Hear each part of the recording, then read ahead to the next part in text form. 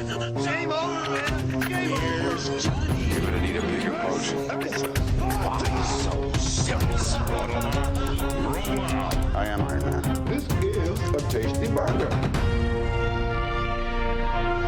Welcome to the In Session Film Podcast. Welcome to this podcast review for November 24th, 2025, and I'm JD Duran.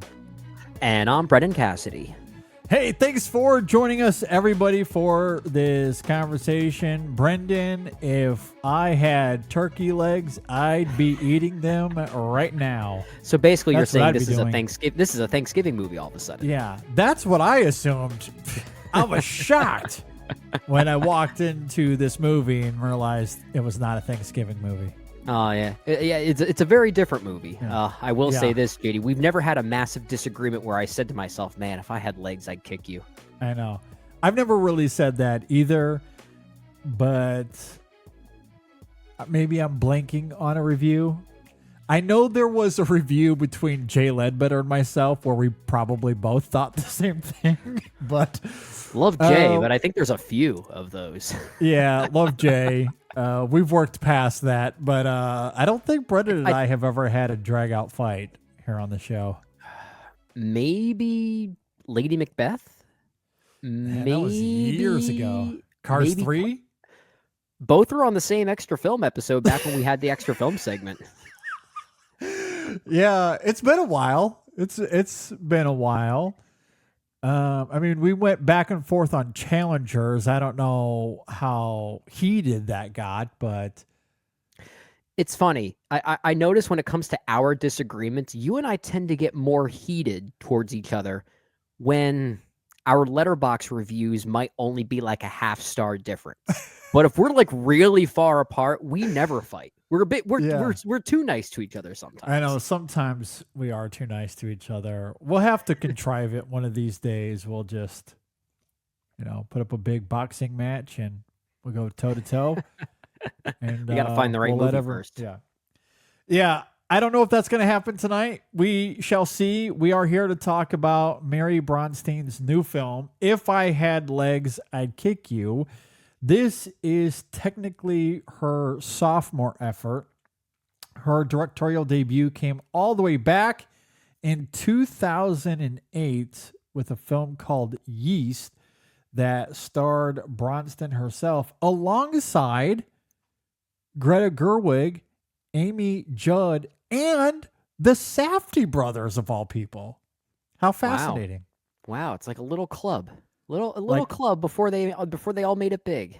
Yeah, exactly. So I find that fascinating. I have not seen Yeast. I don't know if you have, either. if you were No. familiar with that at all. Nope. As far as I knew, this was her directorial debut. I did not really know of that film beforehand. Yep, that is a film that premiered at South by Southwest in March of 2008. And I thought that was fascinating. The Safdie brothers, Greta Gerwig, Bronstein. I am here for that universe. That's cinematic universe. We'll have to come up with a name for it. The Yeastiverse. The Yeastiverse. Just as everyone else wants. But yes. The Leg Kickers. There you go. How about that? Yeah. At any rate, we are here to talk about her sophomore effort. It's crazy that it's been almost 2 decades later between the two. Yeah. But here we are. I don't know if there's any other table setting we need to say here. I guess I will just reiterate that this film did premiere at Sundance earlier this year. Back in January, it also played at Berlin, where Rose Byrne won the Silver Bear for Best Leading Performance. So that is noteworthy as well. And perhaps she will be a contender for Best Actress. Yeah, we'll talk about that. I think think at this point now she's certainly among the 5 that I think are most likely locks at this point. Yeah, for sure. And we'll talk about that as we get to the review. So without further ado, let's go ahead and jump in. If I Had Legs, I'd Kick You.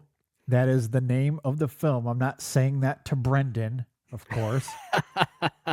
It is written and directed by Mary Bronstein. It stars the aforementioned Rose Byrne alongside Conan O'Brien. Yes, that Conan O'Brien. I have never uttered those words in the context of a review in the 12 years we've been doing this, and I find that exciting. I'm a huge Conan fan. Me too. Me too. Probably my favorite late night talk show host, at least of that time. We're in an interesting time where we're seeing really interesting and sometimes great performances from performers who are not necessarily trained actors, or at least known for acting. I mean, earlier this year and also in this film, we have A$AP Rocky, who's been in 2 films this year, very effective. Later this year, we'll talk about a movie called Marty Supreme, which features one Kevin O'Leary, aka Mr. Wonderful from Shark Tank. So, we're seeing a pretty interesting trend here. Conan's certainly one of the highlights, I think. Absolutely. And if yeast is any indication, Conan O'Brien is going to be one of our best auteur directors in about 20 years' time, which is very fun. It's this full circle, right? Exactly. So, yes, Conan O'Brien, as Brendan noted, A$AP Rocky in this as well, with Daniel McDonald and Christian Slater having small roles here as well. If you're not familiar with this film, it is about a woman named Linda. With her life crashing down around her, she attempts to navigate her child's mysterious illness, her absent husband, a missing person, and an increasingly hostile relationship with her therapist. Okay, Brendan, what did you think about If I Had Legs, I'd Kick You? Well, I'll first say this. Earlier this year, JD, when I say earlier this year, I really mean, a few weeks ago, maybe even a week ago. Yeah.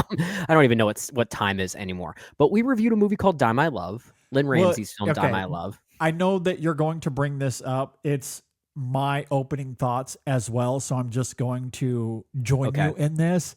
Gotcha. How short do we want this review to be? How short? Yeah, Oof. Because I think there's a version of this conversation where I just insert our Die My Love conversation here, and I'll just bleep out where we say Die My Love, and I'll just replace it with If I Had Legs. What do you think about that? I think that is pretty possible. I don't want to discredit If I Had Legs, I'd Kick You, though, because it is its own I say thing. that very complimentary. Don't get me wrong. Both movies rock. I'll simply say that. But what I was going to say as an introduction to this review, by referencing Die My Love, when I opened my thoughts on Die My Love, I said Lynn Ramsey sat there and watched Darren Aronofsky's Mother and said, "Hold my beer." Mary Bronstein says, "Hold my other beer." I'm going to do that as well. Yeah. But I do think they ultimately make pretty decent companion pieces of sorts, Die My Love and If I Had Legs, I'd Kick You, respectively, primarily because they're both from female filmmakers. So they offer a very specific depiction of motherhood, which we should note that, as two straight white males on a review like this, we can't relate to the motherhood dynamic specifically.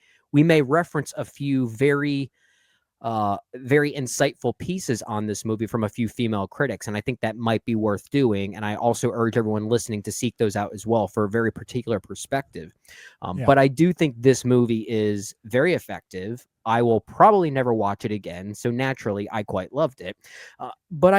What I love so much about it is, and this is maybe where it deviates a little bit from something like Die My Love, it's the way that Mary Bronstein plays with perspective. She almost seems to be ahead of the audience in a way where she knows if you don't quite relate to this material as a mother specifically, you're going to see something different that is not necessarily wrong. And I love the way this film kind of plays with that perspective and kind of almost distorts reality in a way to actually make something that feels very real at the same time.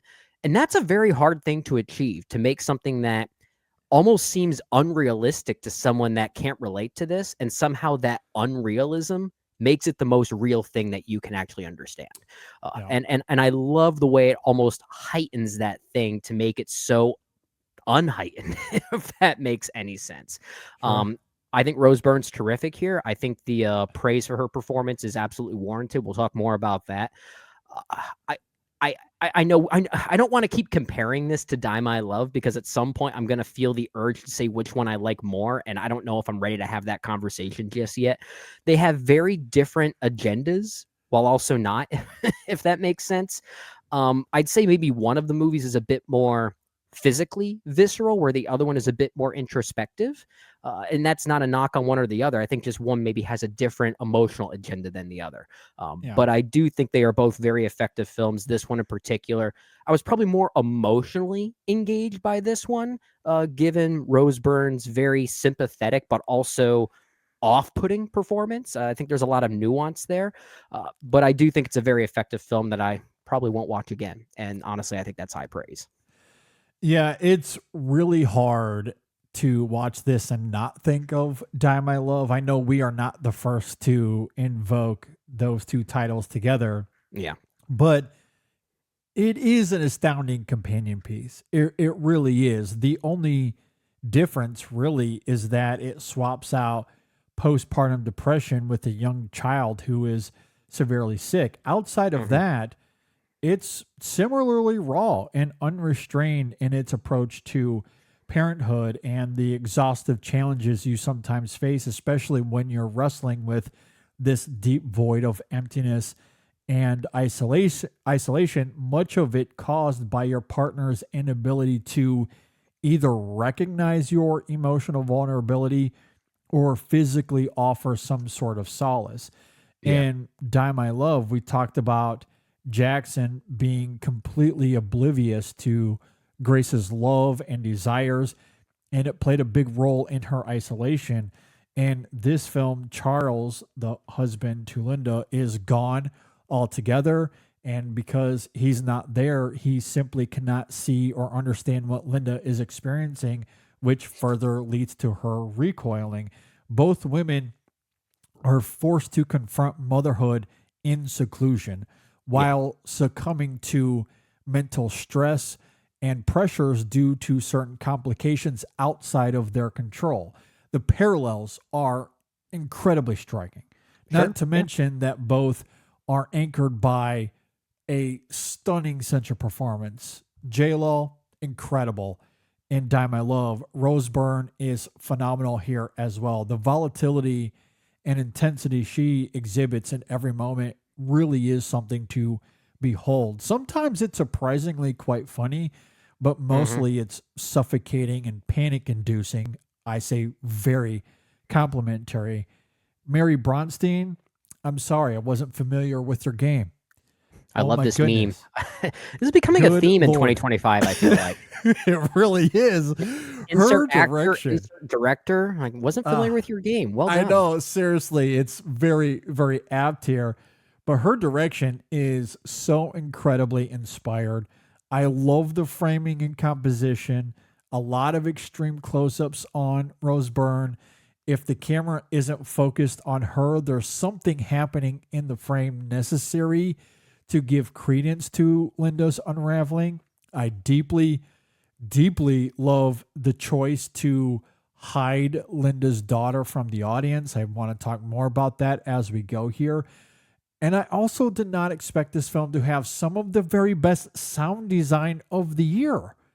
Sure. I saw earlier today that it's shortlisted for Critics' Choice for Best Sound. I love that. Deeply, deeply love that. I think the sound work here is extraordinary. This is a sensory experience in a lot of ways. And I do love that Bronstein does everything in her power to make Linda's nightmare come to life in that way. And I haven't even mentioned yet the use of symbolism and surrealism here, which I think is bewildering and captivating in all of the best ways. I love this film as well.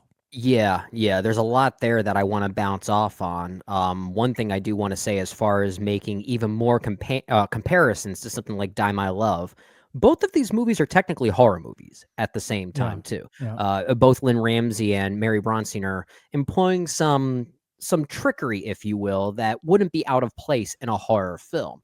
Some of the Yeah. trickery is very different. I would say in a movie like Die My Love, uh, some of the work there is almost more nerve inducing. It's almost more like nails on a chalkboard inducing. Yeah. Where I would say a movie like If I Had Legs, I'd Kick You is probably a bit more literally nightmarish, almost more ethereal by comparison. So it does kind of have a different vibe, even though surface level, both are kind of horror adjacent.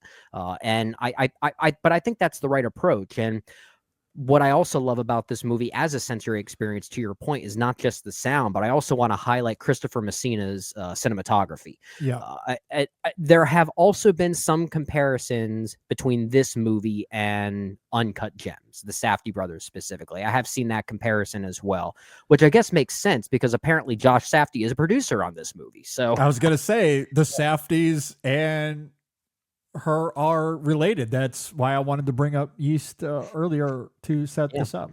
and of course, the whole A24 of it all, being the distributor here, it certainly makes sense. And Christopher Messina, who is the cinematographer on If I Had Legs, I'd Kick You, apparently was also part of that team on movies like Good Time, for instance. So the cinematography itself is rather similar to something like an Uncut Gems or a Good Time. But what I love about it here is that it plays into that idea of perspective I mentioned earlier in my opening thoughts, where the movie almost feels like it's in first person, like you're almost looking at it through Linda's eyes, even though you always see her as an observer. But the way the camera moves, the way it distorts certain things, the way it hides certain characters, to your point, such as her daughter or for the most part her husband, but it also does a really good job almost making it seem like Linda is in the dark in a lot of things, almost Yeah. like she is distorting her own version of this reality,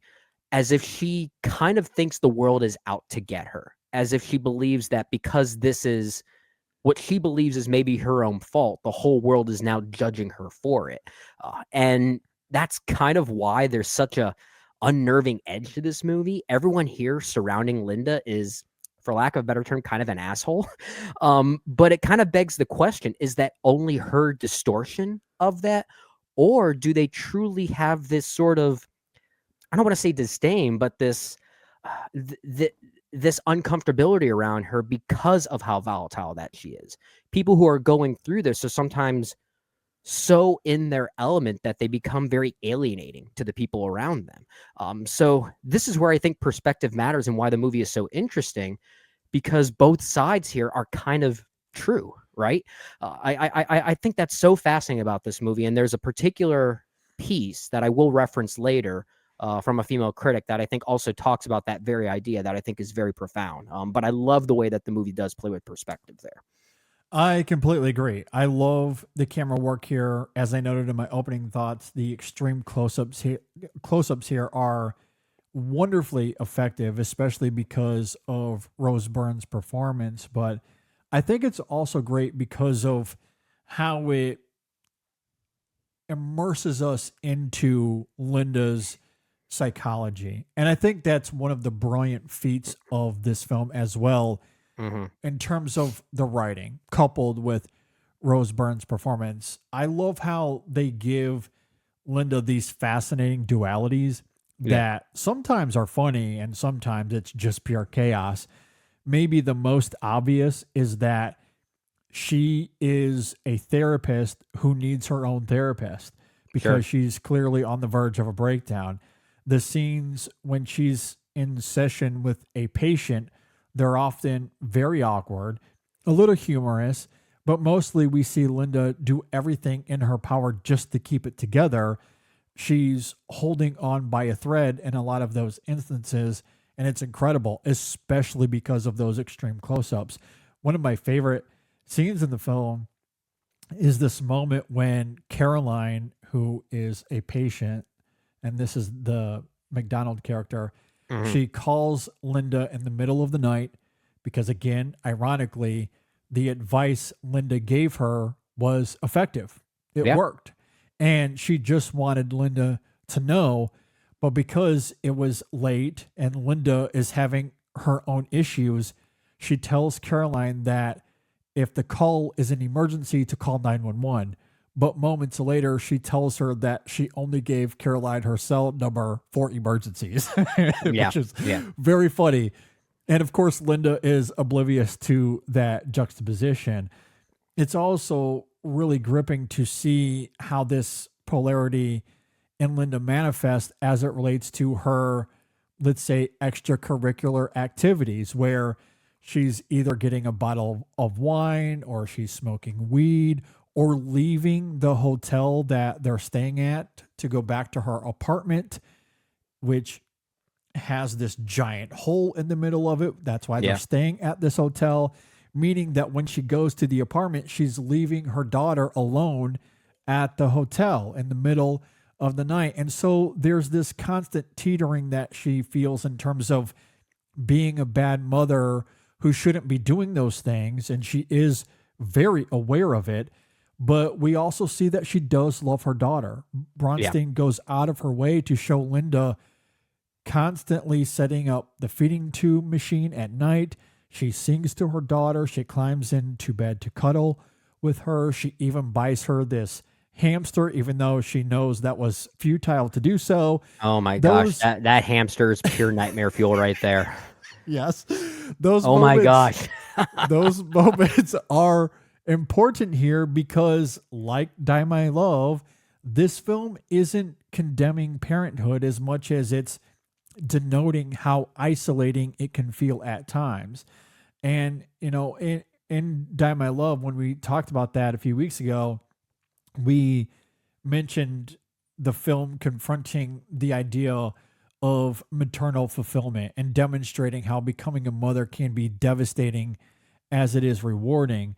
This film is doing something similar. It just takes a slightly different path because I think it's quite evident that Linda loves her daughter and desperately wants to see her be better, but she is very much succumbing to the challenges in front of her. And I love how that is laid out in the writing. Again, that polarity, that central polarity with the character, which Rose Byrne taps into in phenomenal, engrossing ways, which to your point is amplified even further by that almost first person perspective. Yeah. And she's not perfect. Linda makes a lot of mistakes in this movie. And unfortunately, the people around her only see those mistakes. They don't see what's going on underneath, which is why they are so quick to judge her. I want to reference a little bit of this piece from Beatrice Loaiza over at The Nation, where she writes about this movie. And she says, quote, "The people around Linda have little sympathy for her, though Bronstein toggles between being outraged by their lack of compassion and finding it perfectly sound. Why is the parking attendant at her kid's medical center such a stickler? Why does the gothy motel receptionist refuse to sell her wine? They're just doing their jobs. Yet these minor hurdles seem to position Linda in a battle against the world. Byrne's protein performance, her broad facial contortions that swing between comedy and tragedy, amplifies this air of absurdity. And Beatrice then continues this by saying boundaries should be maintained, and why should the world make an exception, suspend its rules for one woman whose problems are, in the grand scheme of things, relatively banal? I think that's a really interesting way to showcase that there are two sides to every story, especially when it comes to someone like Linda. And I think that's what makes this movie kind of a magic trick in some ways, because on one hand, you can see this as a woman who's at her wit's end, and sadly people just don't see what her internal struggle is, and they judge her too harshly for it. Or it could be Linda's own distortion of what she thinks she's doing wrong, and she believes that people are judging her more harshly than they actually are. I think it's really, really interesting. I'm going to say this very vaguely because I don't want to give it away. Her husband, Charles, played by Christian Slater, who, first off, I kind of knew right away it was him, just given the voice. I think it's pretty interesting when you can hear that voice. Like, I think I know. That's Mr. Robot, isn't it? Yeah. But when we actually finally see him, the vibe kind of changes in a way. doesn't it? Like, he doesn't quite seem as agitative or as, lack of a better term, evil when you hear his voice over the phone. There's a slightly different energy when you first see him in person, which kind of almost gives off this illusion that maybe Linda is distorting certain things. And I love how the movie is able to have its cake and eat it too, and be about all of those things, that all things can be true depending on how you choose to look at this. Yeah, and I think that is interesting because there are moments in this film where it does seem a little off-putting that these characters are almost not even willing to consider her perspective or how she feels in the moment. And it's almost brazen to a point that it feels like the writing is overly one-sided. But I do agree. I think the reason that Bronstein writes those characters that way is to offer up that ambiguity as far as the distortion of the character and what she may or may not be experiencing. And it is fascinating to see, again, that duality erupt in these propulsive ways. One of my favorite moments of the film as it relates to, again, this duality that we're talking about is this moment where she's at some sort of convenience store and she's on the phone in line. By the way, there are people behind her and she is just giving it to the landlord. Your guys left. They gave me nothing. We're stuck at this hotel for like just ringing this guy a new one. And then hangs up the phone and it immediately turns. It's almost like it never happened. Exactly. And again, like to your point, it is that transition is so jarring that it couldn't have happened that way, right? Like it feels like you're watching two different characters in the moment. But I think it is purposefully distorting that duality because of the character and how she is just drowning in her stress and these challenges that she's succumbing to. Yeah. She hears it more loudly than it actually is. She hears it more loudly, exactly. But when she has to enter the real world, so to speak, there is a sense of what is the right word? There's a sense of like social norms that she does behave to. So like and that's just a constant struggle. And I think that's why I really, really love the ending to this film. And again, I have to talk about it. So spoilers for the ending of this film, because that central polarity in the character, the filmmaking, the perspective, everything that you were just laying out there, how that builds and how it begins to crystallize in those final moments, it honestly floored me. And you couple that with, and we noted this a moment ago, the filmmaking approach as it relates to the daughter who is hidden for the entirety of the runtime. But we get to that final scene where Bronstein finally shows us the face of the daughter in the light of maybe some hopefulness, or it could just be the idea of seeing your child's face when you're at your lowest moment. To show us her face at that exact moment crushed me, because what we see again is Linda attempting to drown herself in the ocean, is unsuccessful. She's laying there on the beach, and again you get that close up of her as she's lying there on the beach. Her daughter approaches, and that's when we finally see her. Literally at her lowest moment, that's when we finally see her face, and Linda simply replies with, "I'm going to be better," or something to that effect. It was incredible. This is a weird comparison. I know that we've mostly been talking about this in relation to Die My Love. And by the way, that's not going to stop. I have another element I want to talk about. But a weird comparison. When I got to when I saw that ending, You know what I was reminded of the most, actually? This year's Fantastic Four. Again, Wow. that I know, I know, but it's that idea that your children sometimes save you, and Okay. I talked about that a lot in our conversation of Fantastic Four, and like a idiot cried on the podcast when doing so, because that's the one moment of that film I found really, really affecting. And that's essentially what's going on here as well. I love that we see her get to that lowest of lows. And so she attempts to drown herself in the ocean. But the moment she sees her daughter, it's like a switch flips, at least in terms of perhaps her psychological perspective. I'm sure if we were to continue this story, the next few days, weeks, and months will absolutely have its challenges and hurdles. But I think symbolically, emotionally, what Bronstein really is suggesting there is, again, that idea of her child saving her instead of it being the other way around, a mom struggling to help her child with this mysterious illness that there's nothing she can do. It's out of her control. Yeah. But she struggles with that quite heavily. But in the end, it's the daughter doing the saving, not the other way around. Yeah. Well, on top of that too, it's Linda finally, in a literal way, finally looking at her daughter, right?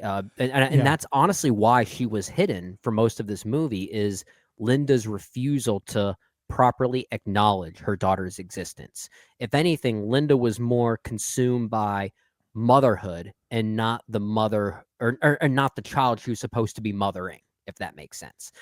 And in a way, Linda was, I don't mean to say this negatively, because I think everyone deals with this in some way as you're a parent.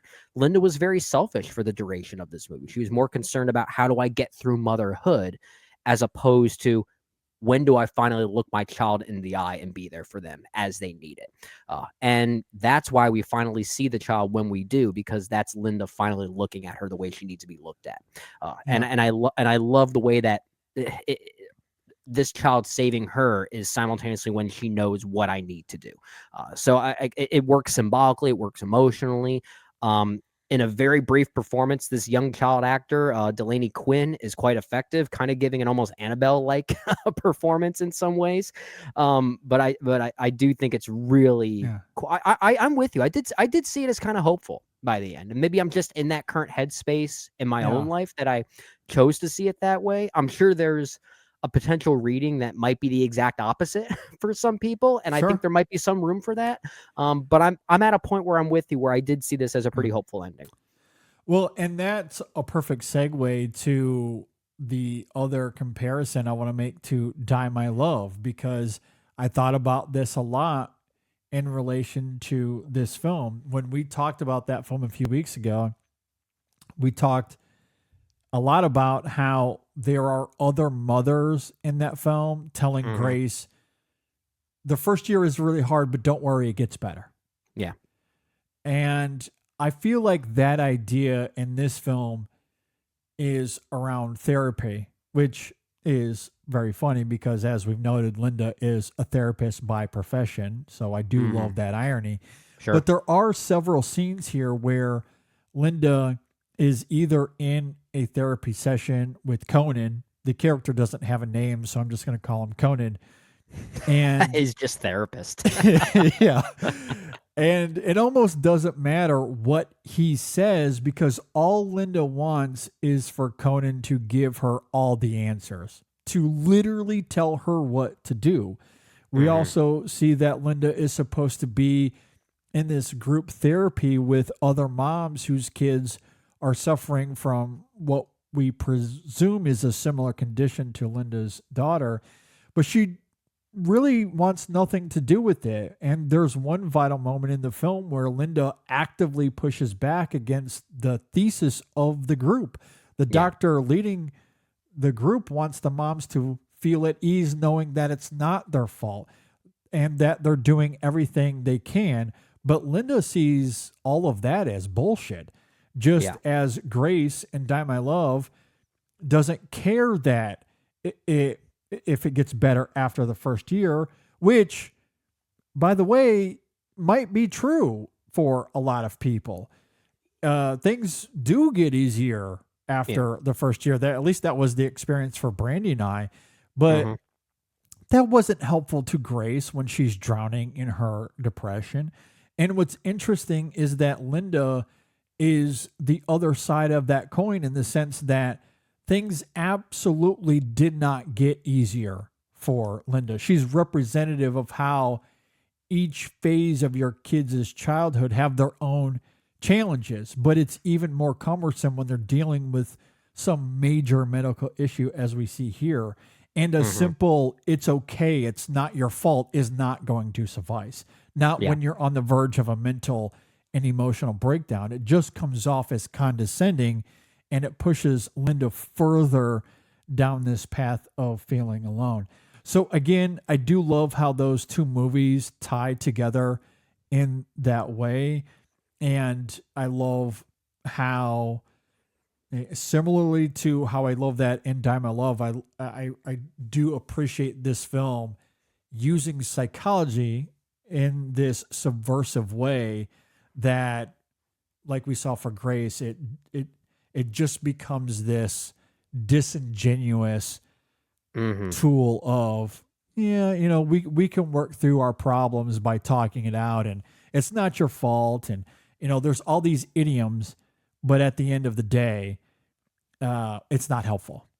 It's just not helpful. At least it wasn't for Linda. Yeah, and I would say a movie like Die My Love is maybe a bit more literal in its depiction of depression specifically, but I do think there is an element of that here. But there's more of a why to it here. And If I Had Legs, I'd Kick You. And it does come back to that notion of whether Linda believes this is her fault or not. The constant need to blame yourself becomes kind of the essence of her downfall. I think, I don't know if it's Linda or someone else. It might be the doctor, actually, that references that type of thinking as a thinking trap. I think that's what they put it as. And that kind of describes the movie in a lot of ways, that the movie kind of operates as a thinking trap and becomes this very powerful psychological idea on what you think of yourself becomes kind of a mirror of how the outside world treats you, because that's how you choose to see it. And that is ultimately Linda's unfortunate issue, and she has to come to terms with that. And Rose Byrne is just really quite terrific at emulating it. We haven't really talked much about her performance. We kind of did, but we haven't. I don't think we've really said it as loudly as we need to, that it is truly one of the best performances of the year, because like what she has to do is really challenging, because at times it's a very harrowing and saddening performance. But you mentioned earlier, this movie does have moments that are quite funny at times. And Rose Byrne's very much known as a pretty successful comedian in a way. At least if you look at her, her filmography, she's done a lot of great comedies over the past few years. Sure. And she does tackle those strengths in this movie in a very different way, such as her reaction to the conclusion of that hamster scene, I'll simply say, which is one of the most frightening things I've seen this year, while also being one of the funniest things I've seen this year. And a lot of that does come down to her insert shot and that reaction to it. Yeah, no, again, I think what's so brilliant about her performance is, again, how she's able to tap into that central polarity we talked about earlier, and how she's very much in her own head a lot of the time, which distorts the perspective of the film, as we noted earlier. But she also has to live in the real world, where she has to interact with a lot of people, and it leads to hilarity. It leads to chaos throughout a lot of the film. And oftentimes it does ride this line between dark humor and, again, her succumbing to those pressures and the constant guilt that she's feeling, or that it's her own fault. the way Rose Byrne is able to deliver that here, it's astonishing. It really is a phenomenal work, and I agree with you. Easily one of the best performances of the year. I mean, when it comes to Best Actress, I was tweeting about this earlier today. Stacked. It's just a plethora of riches. Isn't that the case every year? I feel like it's always Best Actress that is really, at least the past few years, I feel like that has been the most stacked category. You could have 2 Best Actress categories genuinely, and I feel like it would be deserving. Like they should just have a second Best Actress category. Yeah, you can't really rank them or tier them. Then you just have to have you just have to do like a random Yahtzee roll of just how we categorize which actors belongs in which category. Just a part 1 and a part 2. Which that's how Hollywood is these days. It might as well. Yeah. I don't have any clue as to how the Academy is going to boil that down to 5. But I think Best Actress this year is just astonishing, and arguably leading the pack is Jennifer Lawrence and Rose Byrne. They also come from these horror-ish or horror-adjacent movies from auteur directors. I don't know how that's going to play with the Academy. This iteration, the 2025 version, I want to say those type of performances register more. But who knows? There's still a lot of old guard around that might push them out of the top 5. So I don't know. I think we're at a point now where if that old guard still exists, that's more that's more in favor of the old style Hollywood type movie. These individuals still tend to look at these new types of movies, and if they want to reference or at least award them with something, it's less so the movie itself and more so a performance. I feel like that's their way of maybe trying to split the difference, if that makes sense. I do think it is pretty interesting that if both Rose Byrne and Jennifer Lawrence are kind of leading the pack in a way, if you were to add a third to that list, I guess it might be Jessie Buckley for Hamnet, and and all 3 different versions of motherhood, like different depictions of motherhood. It's kind of a theme there. Personally, Buckley is very much leading the pack in a lot of ways. Or like at the very least, like hands down in that Rose Byrne, Jennifer Lawrence camp. Yeah. So like, those 3, like for me, I think those 3 should be a lock. Now, is that the case? I don't know. I don't know either. Maybe not the right person to ask, but I would like to think so. I would like to think that those are locks. We care more about the In-Session Film Awards and not the Academy Awards.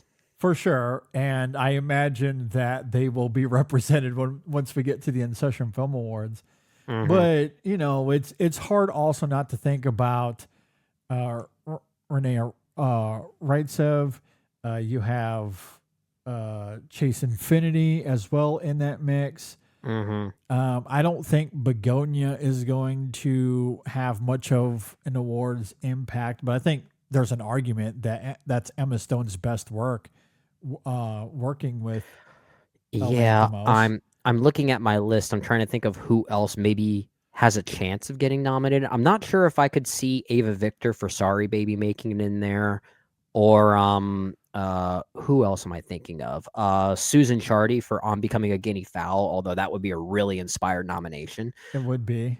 Yeah. I think you're right about Emma Stone. I think they've awarded her so many times. I feel like the recency bias might actually work against her. At least I could see the Academy operating in that way. I could as well. I could see it, but I think there's an argument that that's her best work with Lanthimos, but she got nominated for Poor Things, if I'm not mistaken, right? She won, I thought, didn't she? Or did she win? I think she won. Might have, yeah. Yeah. See, again, I'm not the person to ask. I'm not an awards budget. If you were to just ask me what were the 5 main movies nominated for Best Picture from last year, I don't think I can name one of them. Like that's how disconnected I get from that type of celebration. If you want to talk about the In-Session Film Awards, maybe that's a little bit of a different story. But when it comes to the Oscars, Like I I'm yeah. hammered drunk most of the time at the Oscars, so I'm not the person to ask. I mean, I could sit here and tell you that my favorite movie from last year was Furiosa, a Mad Max saga, and that I don't think Yeah. that got one nomination. Yeah, the In-Session Film Awards tend to look very differently, so it's hard to keep up sometimes in that regard. But again, I think Emma Stone is great in that film, and I could see her getting a nomination as well. Sure. Amanda Seyfried, we haven't seen yet, but a lot of people really go into bat for that performance, so that one's very much in the mix. Good point. Could Tessa Thompson, be a That player? would be I don't know. another inspired nomination. Yeah. Yeah, for Hedda.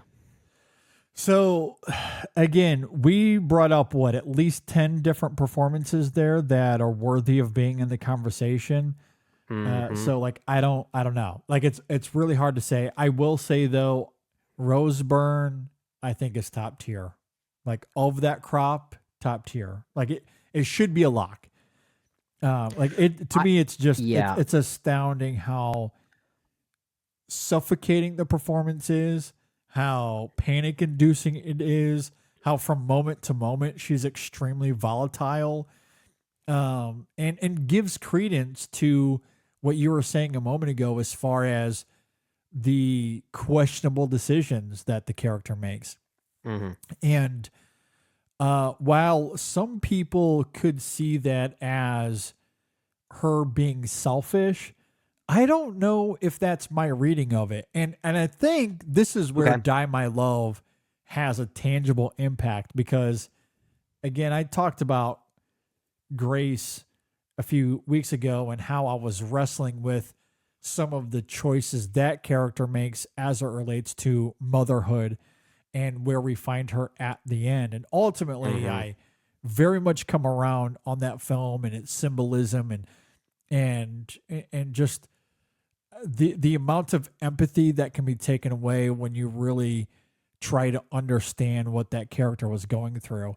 And I feel the same way here with Linda in the sense that should she leave her daughter alone at a hotel in the middle of the night? Probably not. I personally would not make that decision. However, I'm also not drowning in the mental stress that she is. Or you can't the relate in guilt that way. she is. Yeah. I mean, so she is someone, and also a big thing of this film, and maybe we mentioned this, I can't remember. I mean, we noted that her husband, Charles, is gone. Yeah. So she is a single parent.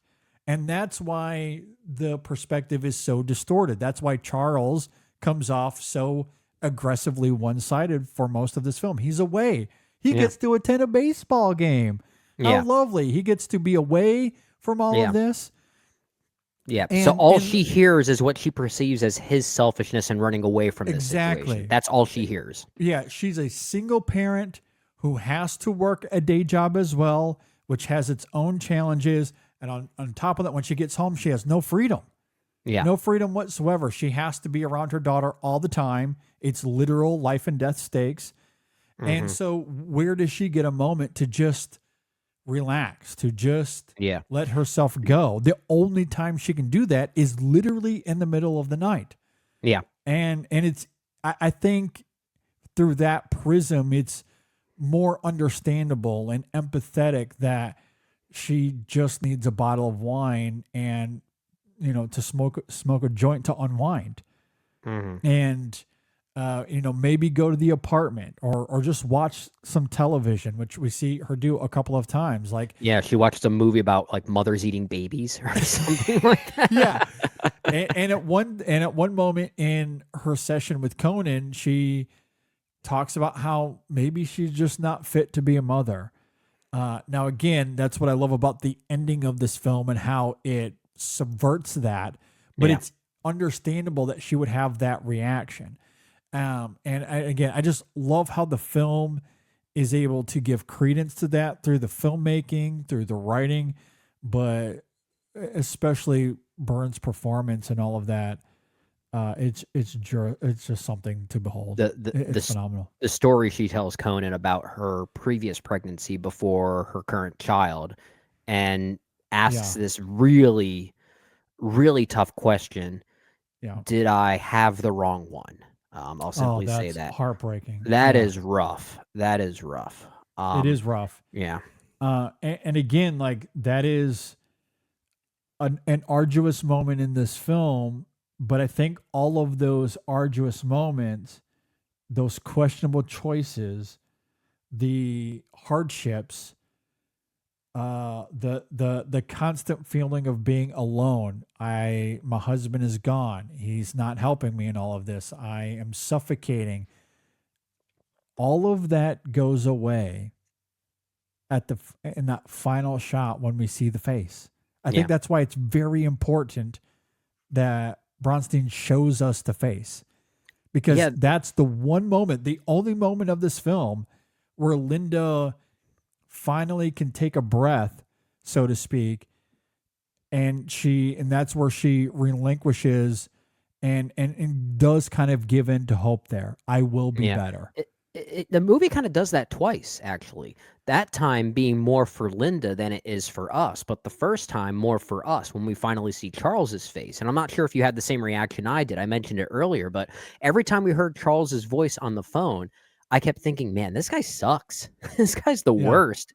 And then when we finally see him in person, my first thought was, wait, he's not that bad, I guess. I kind of see his point of view. I mean, he's maybe a little rough, but he's not that bad. And it's almost like that's a really good storytelling trick to get us as the audience ready for yet another revelation. It's going to mean something even more by the end. So it's, and I think that's really great storytelling on Mary Bronstein's part. Yeah, for sure. I mean, because for Linda, that moment only aggravates her isolation and her that feeling of drowning. Right. For sure. Especially once, everything we see in that hotel room there, and the miscommunication and how some of that truth comes out there with the ASAP Rocket. James is the character. So James or Jamie, I think he goes by. Yeah. So that whole element just, it leads to that moment there on the beach. So perhaps for the audience, there's again a revelation as far as the distorted perspective we talked about earlier, and bringing some cogency to that. Yeah, but for Linda, it only expounds her problems all the more, which is again what I love about the irony subversions of that final moment. Yeah, absolutely. It's incredible. We have to talk about the surrealism of the film.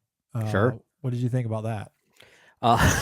Where do you start? The giant hole in the wall? The giant, almost sentient hole. There are a lot of holes in this movie. Not even just the hole in the ceiling, but there's also the hole in her daughter's chest, which I think that's the connection there. Yeah, that is certainly the connection. This giant gaping hole in her life.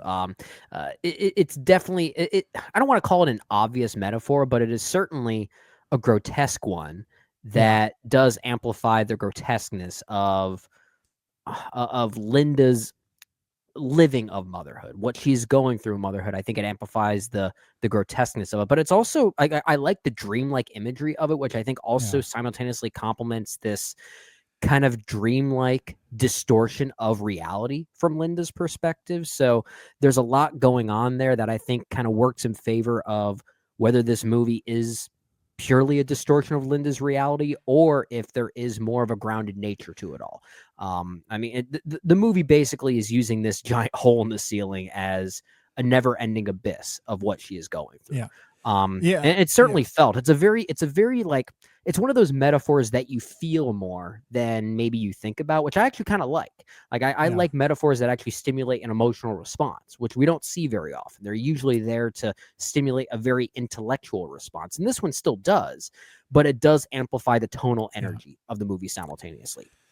Yeah, I agree. I mean, it is, I think it's mostly operating on a metaphorical plane and invoking her fears and uncertainties in regards to her child's health. I think that's the connection the film is making the most there.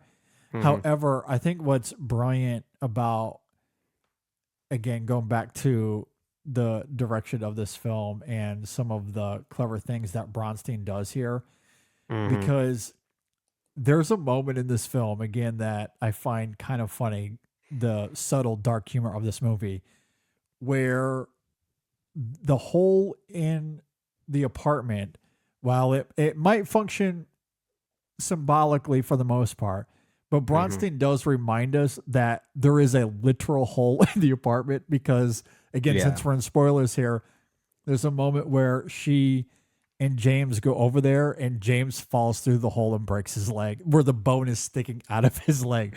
So like, I just love that clever trick of this is operating in this ethereal, gross, mystical, symbolic thing that kind of taps into her fears and uncertainties, but it's a giant hole. Let's remember that too. So again, fun reminder. That goes back to that whole perspective thing, right? Is that it is both a distortion of Linda's reality while also being a very practical thing that exists in her reality. Exactly. Yeah. So it perfectly fits with the rest of the movie, 100%. So I love this. I think this is quite great. Two things I'll say before we close this out. Well, first question, what did you think of Conan O'Brien here? So I thought he was very good. I thought him and A$AP Rocky were both quite good here. And it's interesting because we know Conan for a very different reason. He's never really done anything like this before. But like, you couldn't tell. Like, I thought he did some great subtle work. And I think what's impressive is that, one, he gets out of the way, which for Conan, I'm sure that was a lot for him to get out of the way. That's not his personality at all. Sure. And also it's a quiet, subtle performance. It's a performance that's not relying on like these loud, bombastic or comedic moments. And like, I think of that moment when he's telling her about the rat story. Man, that just comes off as like, it's clear what he's trying to convey to her there. It's passively aggressive, and just so effective for what the film was calling for that character in the moment. Man, I was impressed. I thought he was really good here. You know, he's not asked to do a whole lot, and somehow he takes advantage of that. I mentioned earlier that we're sort of seeing this trend of performers who are not necessarily actors trying to do acting, and most of them doing it pretty well. That's a very risky thing because you can always find yourself distracted for what that person's usually known for. I could say the same about A$AP Rocky. I didn't just think of, oh, that's the music performer, A$AP Rocky. I never thought that. And in the case of Conan O'Brien, I never sat there and thought that's Conan O'Brien, which that's the thing that scared me the most.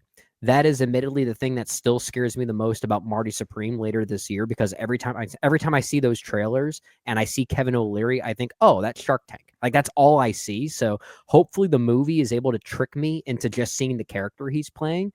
But this definitely succeeded in that regard, because every time Conan was on screen, and clearly that's Conan O'Brien, I never thought that that's Conan O'Brien. So like the minimalistic performance that he gives, and the fact that he's not really asked to do that much, he does a great job taking advantage of that. I agree. Yeah. And he's not in the film a small amount either. Like, it's more than a cameo. Like, I think he has more screen time than A$AP Rocky. And I wasn't sure how much he would be in the film, because his podcast, which I listen to often, he downplays it a lot. So he was in it more than I thought he was going to be. He was good. Him and A$AP Rocky, I think, were both quite effective. A$AP Rocky having a pretty good year. He was really good in highest to lowest as well. I would not mind seeing Conan do more film work, especially if it's very distant from what he's known for, kind of like this. Like, I like the experimentation of that. I agree. Yeah. Yeah. Very good stuff. I will say, to round this out, to make one final comparison-ish to Die My Love, because these movies are, as we said, kind of companion pieces of sorts. And when we reviewed Die My Love, I think we both agreed that we love this movie and we might recommend it to literally nobody. Yeah. I think I could say the same thing about If I Had Legs, I'd Kick You, but I will say, of the two, I feel like if there's one that more people might go for, I think it's this one. And I think that's primarily because it does have more of a linear kind of narrative momentum to it, when compared to something like Die My Love, which is narratively a bit more unhinged and deliberately so. Like there's not much that happens in Die My Love that I think just the narrative framework of that movie could be more alienating than the physical stuff that actually happens in it. Whereas If I Had Legs, I Kick You, I think moves at a certain pace that might be more accepting to those who are curious about these two movies. So like, and that's not to say it's more accessible. I think it just moves at a more familiar movie-like pace, if that makes sense. But I do think Mary Bronstein takes advantage of that to really escalate that momentum to something grand, and which is what it needs to do. Yeah, I think it's just going to depend on how willing and able you are to get through the film's suffocating pace and tone and energy. It's not an easy watch by any stretch of the imagination. Like the kind of the uncut gems energy, like that as a comparison makes a lot of sense. There's a lot of awkwardness here. I don't do awkward tension very well, which is why awkward comedies are not my favorite type of comedy. Sure. Here, though, it's effective because this is acting more as a horror film than a comedy. Sure. But I do think the humor does land because it's kind of hiding behind the psychosis that is bubbling on the surface. Yeah. But it is very awkward, which makes it hard to recommend. So, yeah, they're both hard to recommend, but this might be a little bit more accessible than what Lynn Ramsey does. Lynn Ramsey generally is just hard to recommend, but there's more of an experimental momentum to that movie, and that won't be for everyone. This movie won't be for everyone either. But at least it kind of feels more like it has a beginning, middle, and end, if that makes sense. Yeah, I mean, Lynn Ramsey is quiet and methodical, and that's you either vibe hard. You either vibe with her or you don't. Yeah, there's at least a lot going on here. Yeah. So, you're not going to be bored. It's just going to be a matter of how, like, is it too overwhelming, the stimulation? That's a fair point. Yeah. So, good movie, though. Really, really loved it a lot. Movie. If you agree or disagree with anything we had to say, you can leave a comment below if you're watching on YouTube. If you're listening on Apple Podcasts or Spotify, hit us up, Facebook, Twitter, Instagram, Blue Sky. You can email us in sessionfilm@gmail.com. All right, this week we have a review for Wicked for Good. Brennan was not able to be there for that one. He saw Wicked last year and said, no more. I'm done. And I don't blame him. Oh, gosh. Well, I guess I don't need to prioritize Wicked for Good for the end of the year. No, all joking aside, he had some things to take care of, so he was not able to see that film quite yet. However, I was joined by Chasing the Gold co-host Erica Richards, who joined us last year for Wicked, and I had a really lovely conversation with her. Yeah. She was higher on the film than me, but I thought it was a really thoughtful, thorough, fun conversation. So hope people go and check that out. We both have seen Train Dreams. I know Train Dreams came out this last weekend. However, we have scheduled Eric Anderson to join us for that review. I'm very, very excited to get him on, but he is not available until this coming weekend after Thanksgiving. So we're going to wait a week on that one. But that is coming soon. So be on the lookout for that as well. There's going to be a new Chasing the Gold at the end of the week and a new Women in Session as well. And then the main show this week, episode 664. I don't remember the 65? numbers I don't even know. anymore. I don't know. I don't even remember the topic. Yeah. Whatever the number is, whatever the topic is, we will have something fun in store. Perhaps a new Stingray update. We'll see. We haven't actually talked about what we're going to be doing for the main show this week. I think we did, but I don't think we solidified it. We'll have to talk about that offline. Yeah, we'll figure it out. We'll have something fun in the store. We're going to be talking about our top 5 Thanksgiving tragedy movies. So that'll be the talking point there. How many are there? Probably not many. Planes, Trains, and Automobiles is kind of a tragedy. Kind of a tragedy. Yeah. That's about it. That's 1, 2, 3, 4, and 5. All right. With that said, stay tuned for all of that. Lots of fun things happening at InSessionFilm.com with the writers as well. Dave and them doing great work. So with all that said, thanks for listening, everybody. We'll see you next time on the In Session Film Podcast.